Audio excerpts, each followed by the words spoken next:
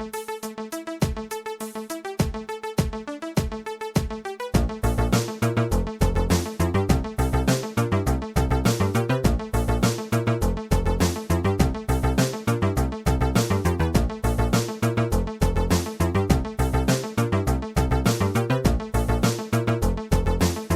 the Year of Shame Challenge.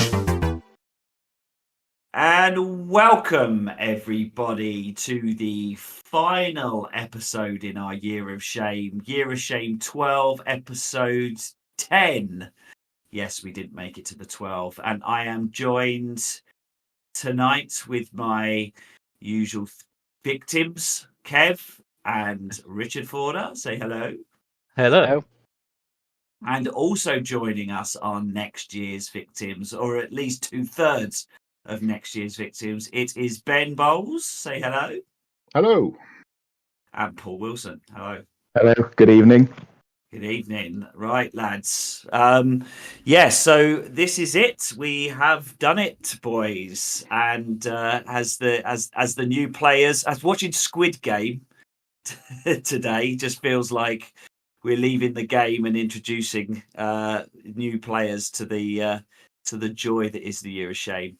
So what we'll do for the final episode is we are going to introduce you to the guys, introduce you to Ben and Paul, speak about Brian because he's not made it on yet, find out how you guys are feeling about the upcoming challenge, and then me, Forder, and Kev will have a chat about how we feel this year has gone and round things up and what we might do at 12:01 tomorrow night as we get our wallets out and shame ourselves once more and build those piles up. So what I think we'll do is just see how everyone is. So it's the end of the year. Kev, how are you feeling?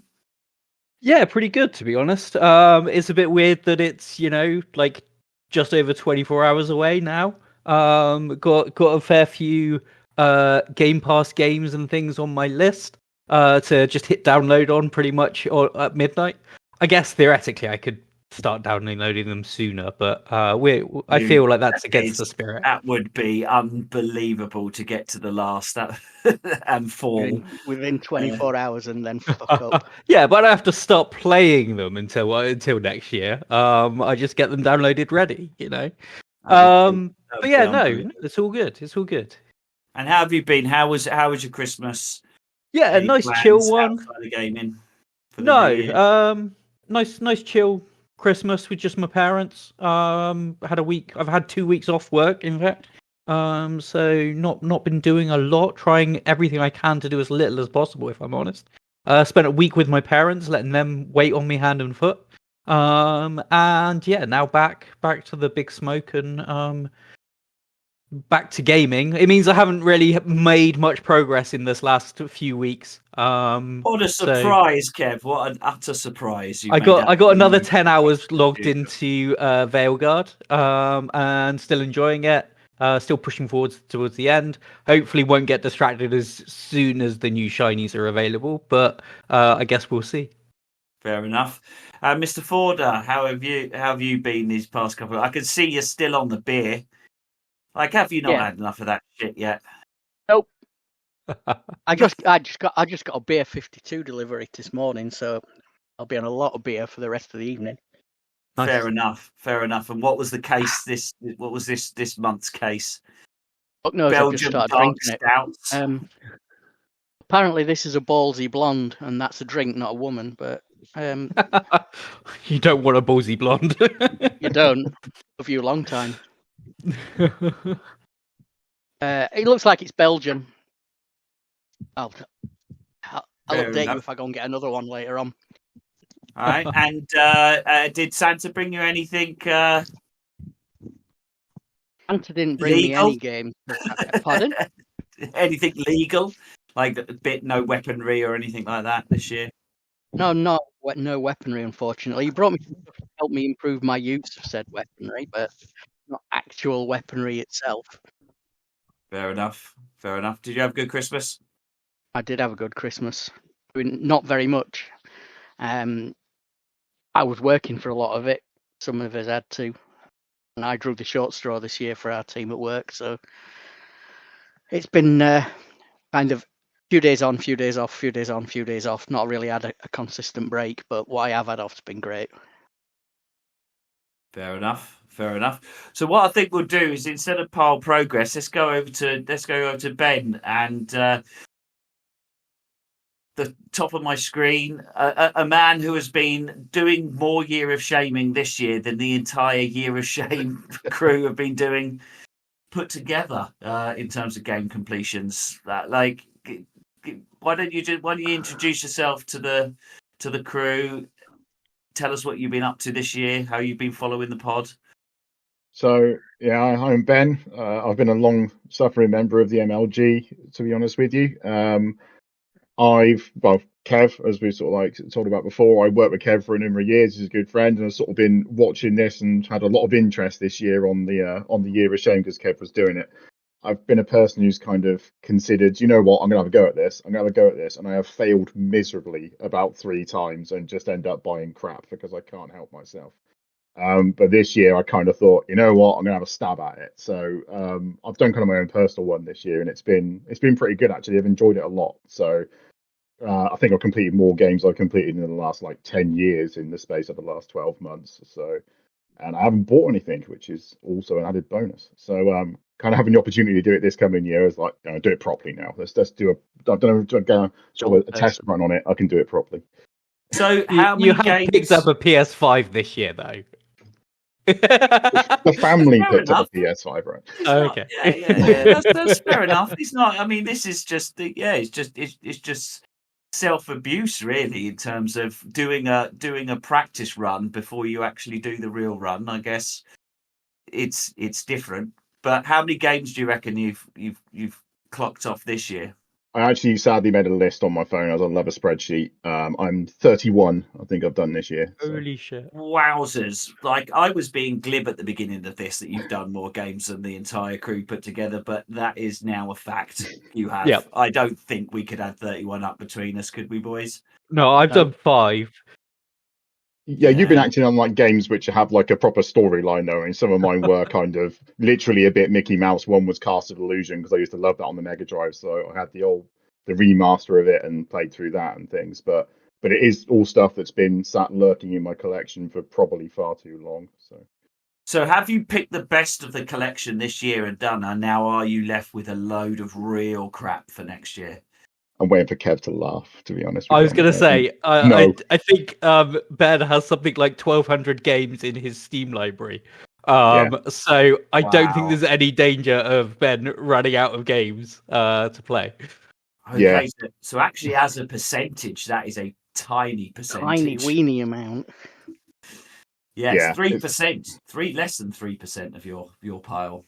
It's diabolical, to be honest with you, which is part of the reason I'm doing this. I just hopefully feel good about myself for the next 12 months doing getting some more of it. So it'll be good. And it gives me a reason to play stuff. Obviously, I bought all these things in most cases thinking that's going to be awesome and then just never touched it, which I think everyone's been guilty of at some point. But I've got a lot of stuff like on the PS5 sat there now for next year. So like Horizon, Ghost of Tsushima's on there. Games like that, and it's like, right, I'm going to give them some proper time because they look amazing on the PS4 and then they look even better on the PS5. So it's like, right, it's the best time to throw yourself at it. Right, so these are remasters and stuff sitting there. These are sort of the big ugly time suck games, 100 hours plus games that you're going to chew through. I've sort of looked at it, and you can do kind of like the main storylines in like about 30-40 hours apparently. So I mean, I'll be looking to try and do that, and then they'll go into kind of there's unfinished business on it. If I can get through the main storyline, that'll be nice. It'll feel like I've actually made something of that money, I suppose, really. But I mean, I've done a couple of platinums this year, but a lot of them aren't kind of all the achievements because I mean, I have to admit, unless I'm playing online with something like Kev or something we do on Wednesdays, I can't really deal with playing with too many people online because people are assholes a lot of the time, sadly. So I just kind of like just plow through the main elements, and this is like multiplayer achievement. Nah, you're okay. I'm not going to bother with that. So what does that leave? What does that leave the pile at? Is it, are you now 1,170 or 1,169 games to go, or have you added a few more this year as well? I know you said you haven't bought anything. Is that the truth though? Doesn't feel like that could possibly be the truth. Nothing. No, I've had a gift, which was Test Drive Solar Crown off my wife, and I think at the start of the year I said about it, I got the finals, which I bought the first kind of season pass for, and it's literally just paid for itself via in-game credits from playing it throughout the year. Outside of that, I haven't bought any games. I admit, I bought the Steam Deck that I said about earlier on because I'm traveling abroad, but that is just to plow through that pile more, whilst being sat on an aeroplane for 11 hours in the next couple of months. So hardware this year, Steam Deck and PS5. Yeah. Set yourself up. I'd love to say it's like cheap, but it's not really, is it, to be honest with you? It's kind of just like they're putting a crutch on the habit, to be honest. Yeah, so Paul, do a bit of an intro for the listeners and let us know how you've come into the community and why you've decided to finally push the button on this challenge. Well, I've been thinking about it just for a few years, really. I keep going back to games that I haven't played for a long time. And you play them for a few hours, you get back into the controls and things, and you think to yourself, well, why haven't I been playing this? This game is actually really good. It's been sat there for 2 years. I'm probably 1/3 of the way through it. I really enjoyed it, and then it just dropped off a cliff. And then I, went and bought something new, like you do. I mean, we're just so consistently bombarded with quality titles. I mean, I've been interested in gaming things since 1983 from the ZX Spectrum, so I've really enjoyed. Oh, man, after my own heart, yes. Yeah. 1983 ZX Spectrum, and I bet you completed none of those games as well. Well, you had a go, didn't you? I mean, it was just as bad then because obviously there was a lot of schoolyard swapping of games and games tapes and such like going around. So you would often have maybe say 100, 200, 300 games within a few years quite easily. First year you get a ZX Spectrum. Next year you get a double deck tape recorder. And then, then you upgrade the black and white TV portable 12-inch to maybe a 14-inch colour one if you're lucky the next year, so. But yeah, absolutely. So I enjoy the ever-evolving graphics. I really enjoyed the ZX Spectrum mainly because every year they had to squeeze every little last drop out of the actual Spectrum to enhance those games. So yeah, I've got a big passion for really sort of like games that have been well enhanced. I mean, I get a little bit fed up with PC side of things where they anticipate that you're going to go spend another £300-400 on buying a new graphics card because they can't optimize the games, which is a little unfair really. But there again, I mean, I think this is a problem that PC. I mean, you see a lot of big PC titles at the moment where they're seem to be very badly optimized, have lots of issues, and I think that's because the games are more optimized for the games console these days, and I don't think it translates so well to the PC. So yeah, I mean, there used to be a lot of moaning and groaning in the PC community about it being a console port and such like, and I think that is actually still quite true. I think that's where a lot of technical issues come into these PC games, really. Well, I've got a couple of questions that come to mind. First, just sticking on that PC game, I think I mentioned it in the last but one podcast. They're bringing out The Witcher 4 on PC, and it feels like they're doing that to iron out the bugs before they get onto the proper machines. Yeah, I wouldn't be surprised. I mean, it came out on PC to begin with, and yes, it was absolutely excellent. And plus, maybe it's a bit of a cyberpunk situation. Maybe the PS5, regardlessly of how powerful it is not quite. It's kind of like a PS4 to some degree, compared with, The Witcher 4 might make the PS5 look like a PS4 release, where it's absolutely broken to begin with. So, and plus, obviously their stock market price absolutely fell through the floor. And they were doing the unprecedented thing of giving refunds on the Sony platform, which is, it's like hen's teeth trying to get a refund on Sony. Yeah. I mean, Project Red can't shit the bed again like they did with Cyberpunk. They can't. No, it's going to be so bad for their reputation if it's a bad release. Like it really is. I mean, there's a lot of redemption stories around, obviously, such as like with No Man's Sky and such like. So it is possible, but second time around, they've had the aftershock financially. So fingers crossed. I would rather them release it on PC first, and then maybe take another 6 months and release it on console.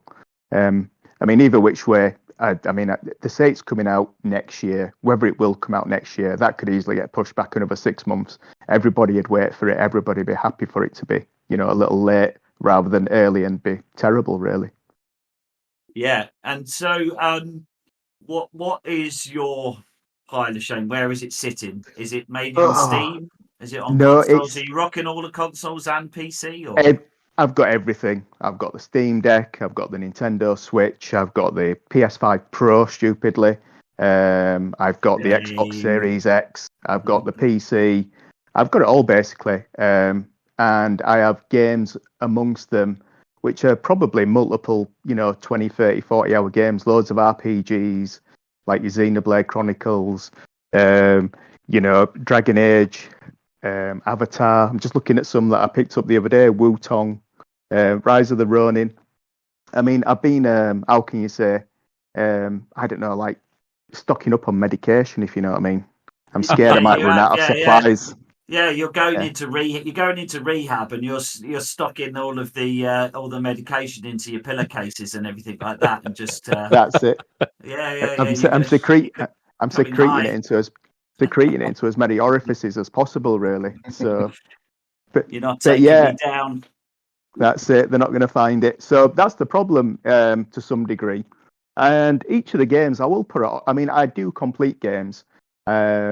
I completed Stellar Blade this year, and what's the other? Well, I've completed quite a few. I'd have to look on my PlayStation, you know, year of activity, whatever it tells you you've been up to. What else did I finish? Oh, Silent Hill 2. There's quite a few games I've finished. The last Resident Evil remake, which I think is Resident Evil 4 remake. Loads of games I've finished, but I find I'm usually going to binge it, but if I drop off the binge, then that's when I end up with a game that's been 1/3 finished. What's your strategy this year then, Paul? Are you going to focus down on one or two games? I think we talked about going slow, fast, slow this year, like get a quick game under your belt, go for a longer game. What's your thoughts on your strategy? I'm going to try to focus on doing the games I haven't yet finished. You know, just the quality classic ones, really. But to some degree as well, my year of shame doesn't include a Joker or a wild card this year. So I went for something. Self-imposed rule? It is, but it's kind of a cheat code, if you know what I mean, that I'm going to be using. And you guys might actually think, well, this is a little bit wrong. The main reason it is like this is because I've just bought the PlayStation 5, which kind of put me off wanting to do it this year. And I've just played for PlayStation Premium, which kind of put me off doing it for this year. So I mentioned that in the chat group, and they says, well, you know, just use that instead of buying any new games. So to some degree, PlayStation Premium, which feels like a cheat code, but generally speaking, I don't think I'll actually be using most of those games. It'll be mostly, I might put them on, have a look, take them off, or just look at some demos. It's just going to kind of keep me on the straight and narrow, because you've kind of got something. I've just bought the PlayStation 5 Pro, so I want to look at the latest games, and sometimes you get the demos on there. You might be like a 2-hour time demo, but you get to see the graphics, you get to enjoy the experience for a little bit, and then you just switch it off, you know. So bit of a cheat code, really, but I will not be buying any games. Although, oddly enough, for a living, I do buy and sell computer parts and computer games, so they will pass through my fingers, unfortunately. But that's just part of it. But I'm purposely not going to do that because I want to enjoy them games, which I have enjoyed in the past and just not gone back to. It's such a shame to have them sat there. Like one of the games that was mentioned earlier, Horizon Forbidden West. Yes, Forbidden West, yeah. Yeah, what a quality game. And also what I'm starting to, I mean, obviously everyone realises this, but the parallels are getting more and more and more obvious every year, is that, for example, one game which I would definitely jump straight on is the new Assassin's Creed game that's coming out, which is set in Japan, etc. But hold on a minute.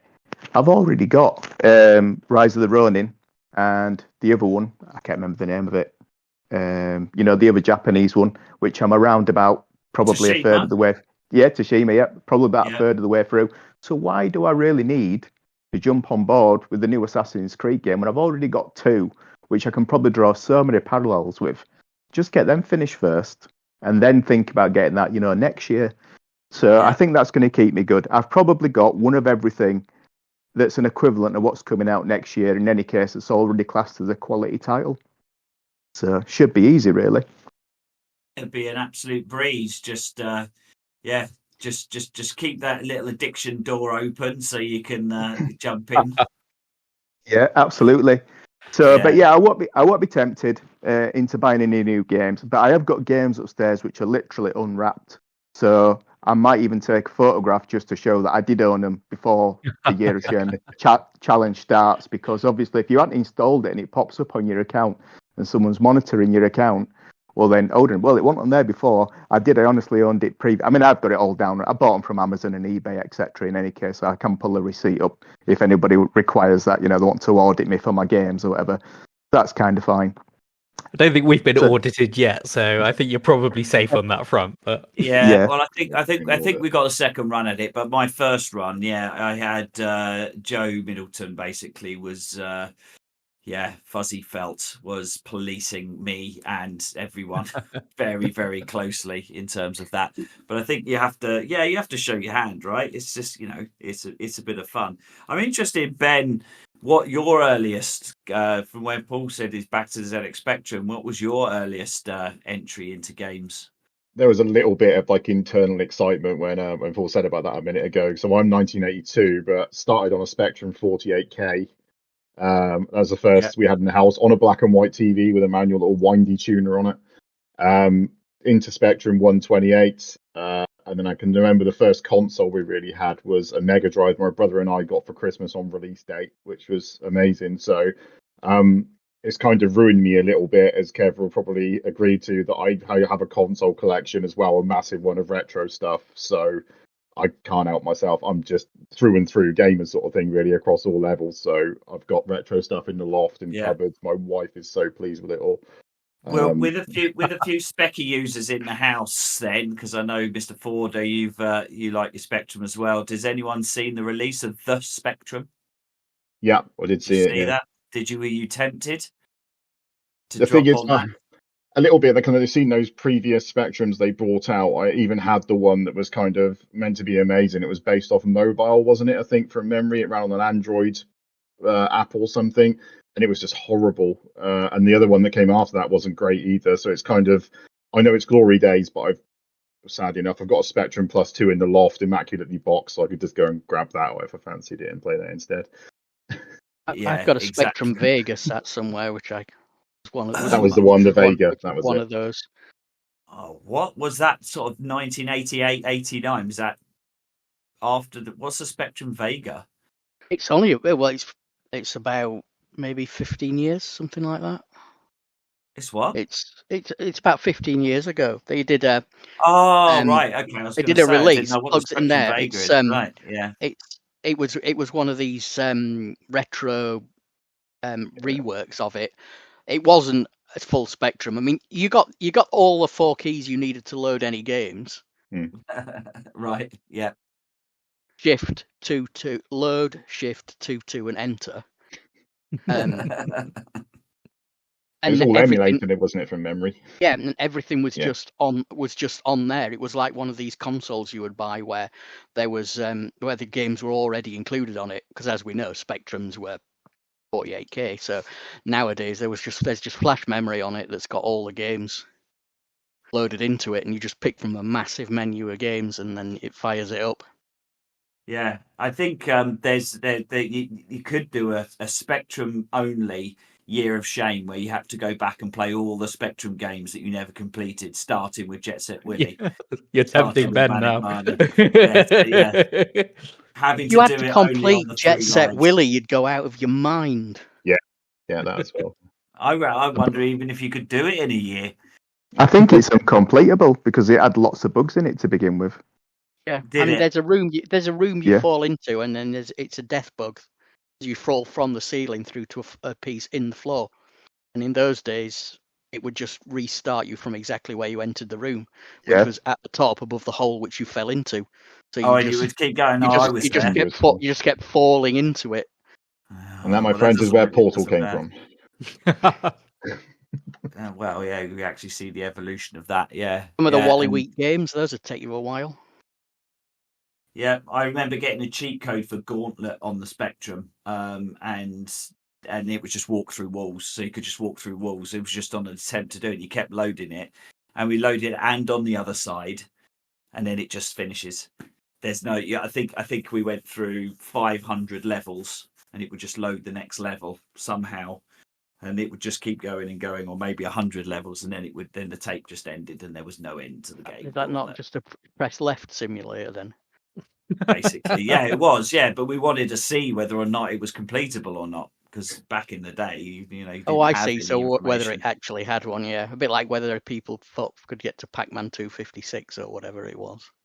Yeah, exactly. All right, okay. Well, that's a great intro. You guys will be doing an intro show, I guess, Ben. I did mention that, and Paul, you'll be doing an intro show. We'll be going deep into what your rules are, or what have you got thoughts and plans for what you're gonna do with your rules, any speciality rules that you're bringing out. Paul's obviously mentioned his cheat code, which I'm sure put out to the community will have some heckles raised, but fuck it, it's your year, do what you want.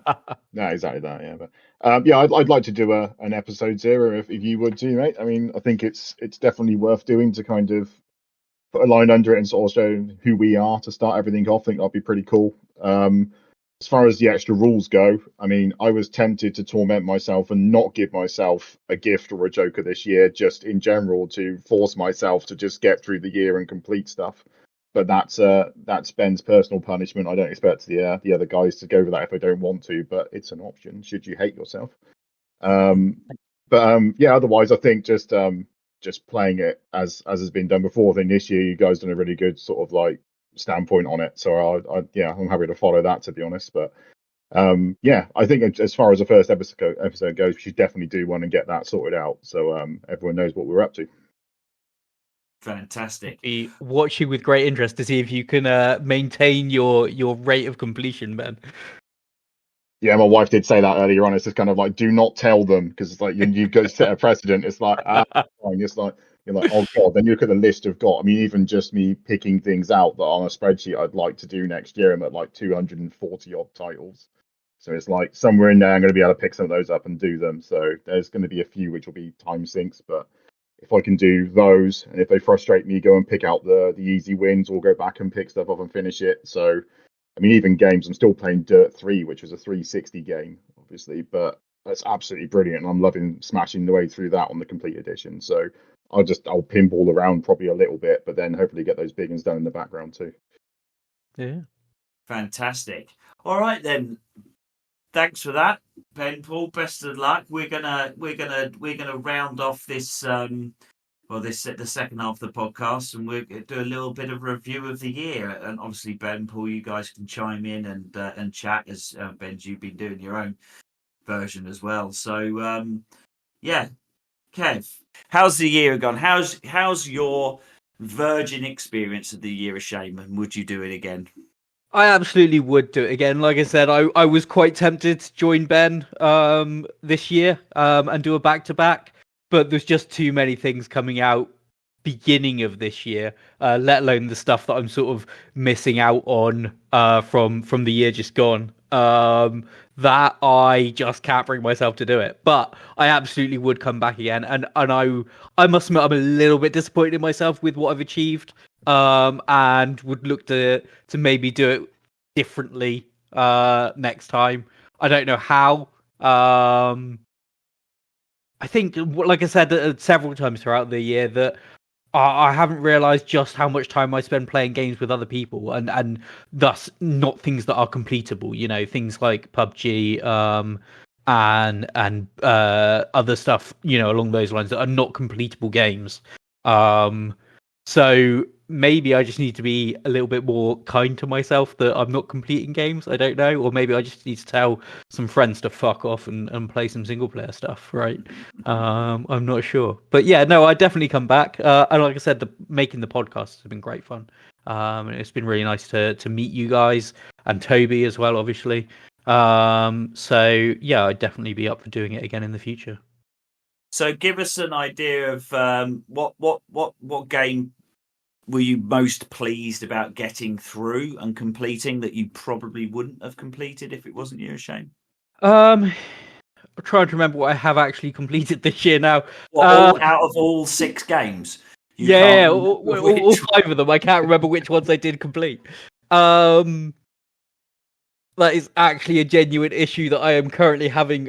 Doom Eternal was one that I kept coming back to and never actually managing to complete. I think I started it like 4 or 5 times because it's one of those games that, as you play it, you sort of learn the rhythms and the attacks and stuff of the enemies, and you get into that kind of gameplay rhythm.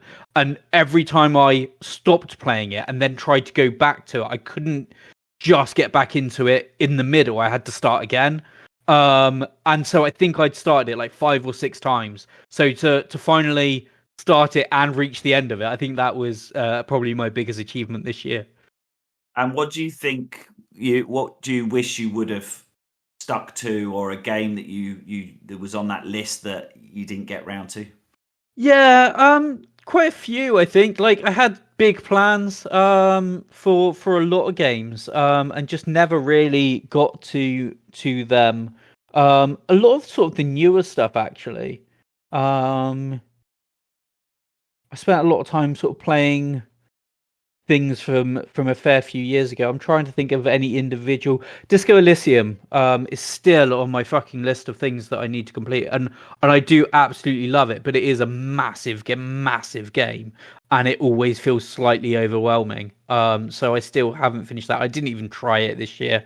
But I think that might have been a whole year thing. You started the year with Disco Elysium, big plans, big hopes. We discussed it right at the beginning. Mine sat unopened, staring at me again. I just couldn't face it, basically. Yeah. And you put it off. And if you did this again, how would you approach it differently? I'd probably target smaller games. So the stuff that I have done has been fairly big games. That have taken a reasonable amount of time. I'd probably pick up, like things like Stray that I knocked off in a couple of hours. I should have started with shit like that and just got some wins in, and probably felt like there was actually momentum to completing games and things. Whereas I think with the long games that took me, a couple of months where we were doing podcast episodes and I had no news because I was still playing the same game I've been playing from the start. So I think the first 2 episodes we did, I was talking about Midnight Suns, and stuff like that. So yeah, smaller games probably is the answer. And is that similar to if you were to give Ben and Paul any advice for this coming year? What would you give them? I definitely think small games are worth targeting as alongside the bigger games. Obviously, if the big games are the ones that perhaps we all struggle to get to completion.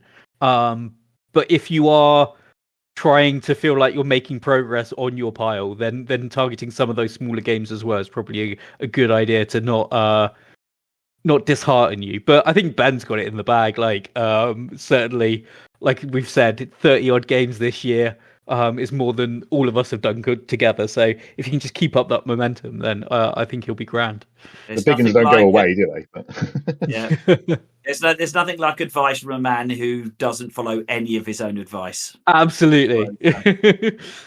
Fantastic, Mr. Forder. To you, give us what game were you happy that you got done and dusted this year that you wouldn't have done unless you were doing Year of Shame? I've got 2, one more than the other. So I probably wouldn't have picked up and carried on with as much as I did. A little indie game called Dredge. It's Cthulhu-ish styled game. It's got sort of a rotoscope type color palette on it, and you're just following this story about a guy who's been in a ship accident and trying to work out what's going on. Can't really say much more than that because it would spoil it if anybody else actually wants to play it. But you go around doing various bits and pieces, and as you go through completing these bits, you gradually unravel the story about what's happened to him and where it is going forward. doesn't sound like a particularly action-packed and thrilling game, but it is really worth playing just to go through. On the face of it, it's a nothing. It's just a time waster. But I really enjoyed it, and of course the Cthulhu cosmic horror aesthetic plays right into my wheelhouse. The other one, which I would probably have got round to eventually, but it's one of those that you keep putting off onto the back burner, was Cyberpunk 2077. Which I really had a good time with that. Really enjoyed it because, again, another one, the whole cyberpunk near future sort of alternate reality things. I love those sort of style of games, the Mad Max, Cyberpunk, those kinds of dystopian future ones. So yeah, those two. And I've been having a quick look, and Phantom Liberty's in a sale at the moment, so maybe I'll be getting that 24 hours. in 24 hours time, and jumping in on that. Okay. Well, okay, that's good. Okay, and anything still sitting on that pile of shame, which you just a bit shucks. I wish I'd put a Call bit of more Cthulhu. time into it. Simple Call of Cthulhu.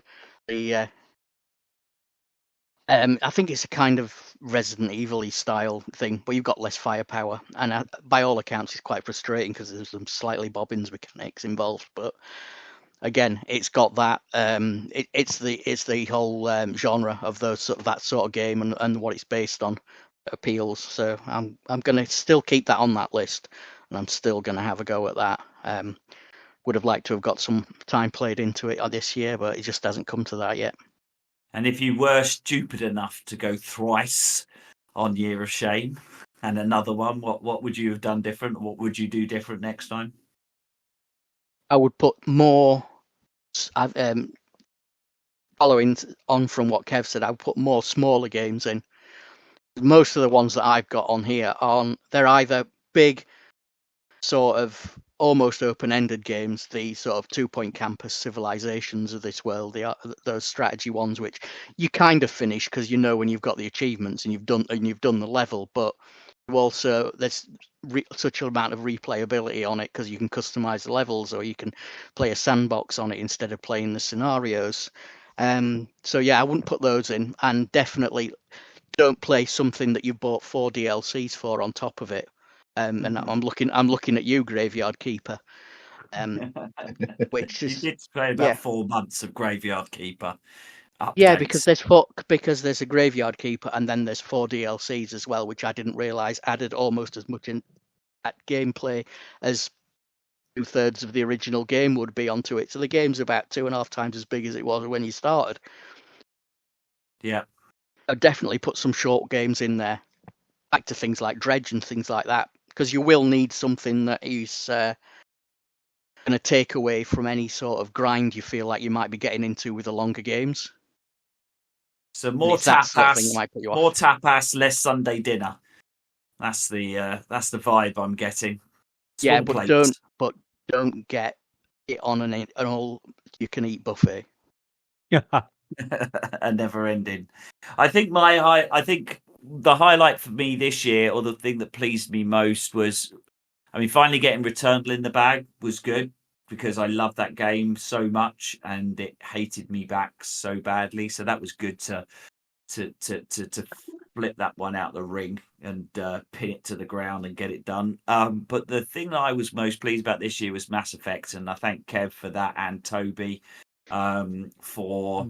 for pushing me into Mass Effect, and Stuart Whitehouse as well, because I would never have experienced that game. Like, I didn't have the best Mass Effect experience. Like, I cocked it up, killed everyone, rushed through it a little bit. But that is my time in there was memorable, and I, I'll say it. I do want to do Mass Effect 3. Will I ever? I don't know. If they stop making that goddamn game FIFA. But one thing I was kicking myself for not getting done, which I should have done, is Horizon Forbidden. Halfway through that game, and this is it. This is a bit shout back to Paul, where your strategy, Paul, is to start up mid game. I think there is some problems in starting on mid game because you've done so much of it, and then you get back into it, and it's a real learning curve. You're like, oh my god, where am I? What am I doing? Same as Elden Ring. I was so nearly there, but I just could not face opening that up and trying to work out where the hell I was. So those were two games I wish I had committed to. The only thing with that is you don't want to play too many games too quickly, because if you play a shooter and you've got, I don't know, torn on your left shoulder button, and then the next one you put it on and it's throw hand grenade, you're going to be fucked up, aren't you? Because everybody does that. You switch between two games with quite similar but slightly different control schemes, and spend the first 10 minutes doing things like crouching when you want to run and jump over an obstacle, and it's quite, what the fuck am I doing, until you get used to it. So there is something to be said for persevering with a game to a point. And so, any other advice you want to give Ben, Paul, and Brian for their upcoming challenge? Don't think so. I think, like I said, I think they've got it sorted. It'll be fine. Yeah, you got this. It all sounds good. It's whether it turns out to be good or not. It's just me crying in a corner because I got myself lost on Mass Effect again and have to restart my save for the third time. You need to finish Mass Effect. I know. The problem is I tried that a long time ago after you started talking about it. Realised I was about 18 hours in and just started on a moon and was like, what the hell is this all about? We could rename this the Year of Mass Effect podcast and just make sure that at least one person is playing that for the entirety of the year. It will happen if it's me. So it'll just mean Okay, we then. have a support system. So we can double up on this, go round. Which game are you most looking forward to buying, and which game are you most looking forward to not buying? So it's the same question, but it depends on whether you're coming in or in the indoor or out the outdoor on the Year of Shame. So, Paul, what worries you about next year? Any FOMO you feel coming out? Oh yeah, there'll be tons of FOMO, absolutely tons of it. I mean, I watch quite a lot of YouTube. I like to get the channels I subscribe to. I like to watch their opinions about games and such like. So obviously, if they start really sort of saying how amazing a game is, which is quite a common thing for these people to do, but yeah, that's going to be quite difficult. Is the FOMO of just knowing that you can't buy that particular game. So yeah, that's going to be my biggest problem, really. Have you punished yourself by looking at what's coming up in the year? Is there any one particular game you're thinking this is going to be particularly difficult? Yeah, probably the early one is going to be the Assassin's Creed, really. I really do like those games. I really do generally take a good grip of me. Yeah, I mean, I really enjoyed the Star Wars Outlaws that a lot of people poo-pooed, which I thought was absolutely excellent, to be quite honest. I think Ubisoft gets a lot of unfair hate. They might keep releasing a similar game each year, but it's a good game. I generally enjoy them. So it's not broke, don't fix it. Yeah, exactly. Yeah, I mean, if they could bring out Far Cry 7, that'd be another great game. I like my Far Cry games. You can spend multiple hours. One thing I really like about a game though is the exploration, the exploring, really. So, and those games often do offer the biggest open worlds, like the Witcher games. You can go around just wandering around aimlessly for hours without even really finishing. You could stumble upon 10 side quests and not really get any further in the main story quite happily in like 8 or 9 hour session or whatever. So yeah, it's just the FOMO really, but I think I've got enough backup games to kind of draw parallels with the games that have come out to say, well, look, you've kind of got the same thing. Just go play that instead. Ben, what's giving you the heebie-jeebies on the new release charts for next year? It's for the first one. It's not even really the new release charts. It's what's come out recently. It's just I have managed to somehow avoid Space Marine 2 since it's been released because it looks bloody amazing. And it's just I've made it to the end of the year now. That's it. I can just ignore it because I'm doing this. So I've just got to try and be strong and avoid that because that looks pretty incredible. But I mean, next year I'm a complete racing sim nut, and that Assetto Corsa Evo looks pretty impressive with the 1,100 or something kilometers of the Nürburgring's roads around the outside of it, and it being an open world. That looks pretty spectacular. So I've got to do my best to avoid that because every time they put a trailer out, it looks about 20 times better than the last one. So that's slightly concerning for me. But I think as Paul said, I've got to try and avoid it and just focus on the stuff I've already got. So that's the game plan. But I am nervous. Okay. And on to Mr. Forder. What's got your itchy trigger finger on the wallet to pull? 5 games. 5 games? Yeah. You're going to buy more games than you completed. That's a net loss. That doesn't include the ones that are in the sale, which I didn't pick up because we were on the Year of Shame. So it probably pushes it to double figures if we counted that. Go on, what's the 5? Right. So, well, some of them might not come out next year. Some of them might get pushed back. So you've got GTA 6. Yeah. September next year. Yeah. Mafia: The Old Country. That'd be good. Borderlands 4. That might slip because financial year stuff. Yeah, and it's Borderlands and Take-Two and Gearbox, so who knows? And Civilization 7. Civ 7, really? Yeah. Wow. There's some big games in there. That's my new to buy list, and I'm omitting to mention the sale. Anything? What should Midnight Plus One purchase then tomorrow? If you were going to. If I was going to. Was there anything there you were going to drop the minute this finishes? Phantom Liberty and F1 2024. Good man. F1 2024. The new season. Apparently it's very different. Yes. Well, no, that'll be different. Me in the game won't be. Fantastic. Kev, what's tickling your fancies? So Spider-Man 2 PC release is going to be an absolute insta buy for me. Assuming the port is fine, which I've got no reason to think it won't be. The people who've done all the other Spider-Man ports have been fine, so I think it'll be great. That will be, like I said, a day one.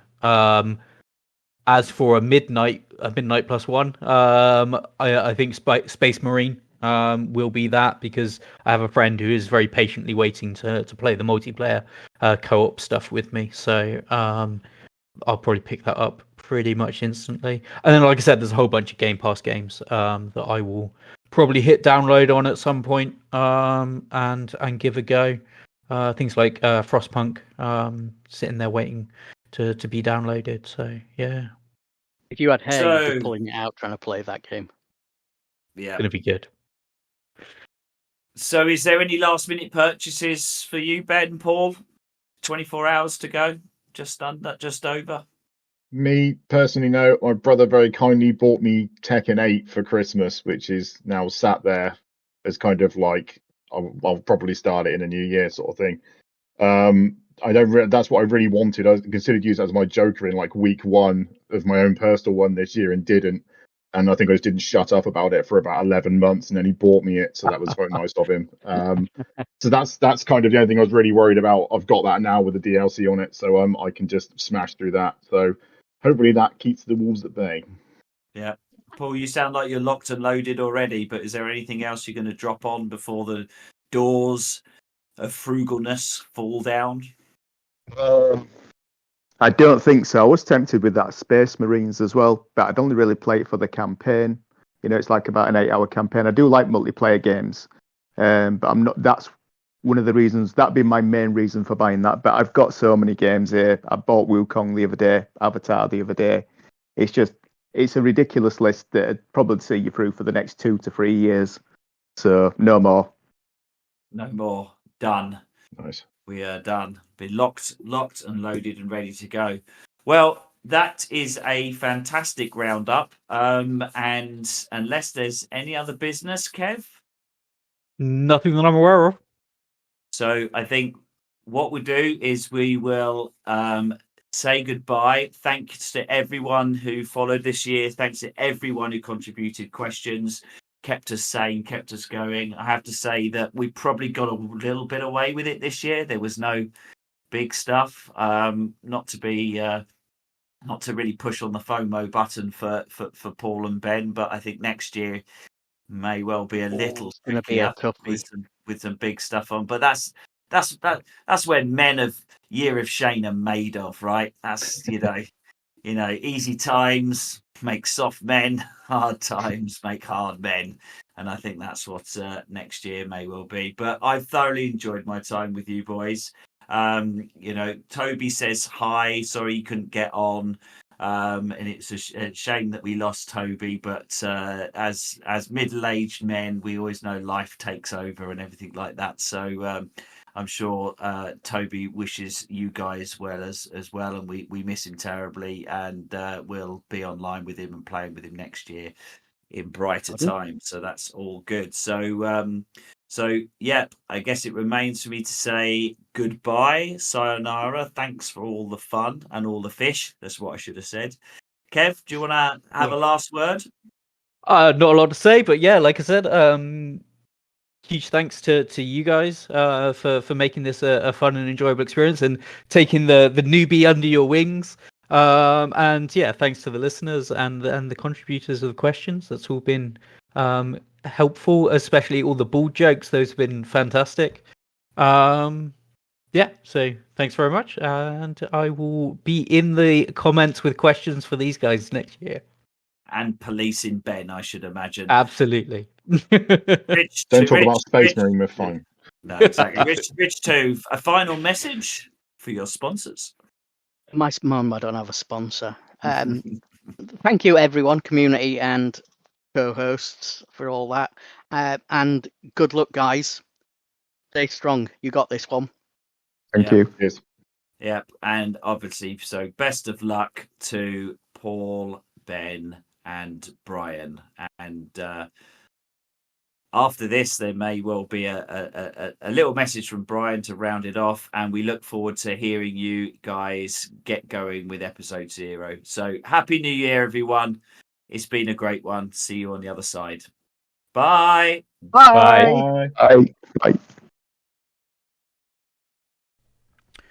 Editor Kev here, and now a short intro from Brian. Hello, from across the seas. My name is Brian. I've been told to answer some questions. So as a self-intro, what got me into gaming? The dad bought me a Pong machine way back when, one of those beige machines with a black top and orange buttons. Played Pong, tennis, or whatever. I was totally shocked you could actually control anything on the TV, and ever since then I've been sort of hooked. I had Amstrad, Amiga, PlayStation. I missed the PS2 for some reason. I think I started PC gaming. I picked up the PS3 and continued on. I've never had Nintendo, so am I truly a gamer? I don't know. Why am I doing this? Well, as you can tell from the accents, I'm the DEI hire. All that diversity, inclusiveness. So I'm here basically as the ethnic minority hire. I've also seemingly amassed a large backlog, and I keep getting distracted. It's frustrating, to say the least. So I want to clear some games this year. I finished about 16 small games last year, but I want to complete some of the larger games and hold myself accountable to it. So hopefully this year I'll be able to do it. So thank you. I'll talk to you later. See you. Bye.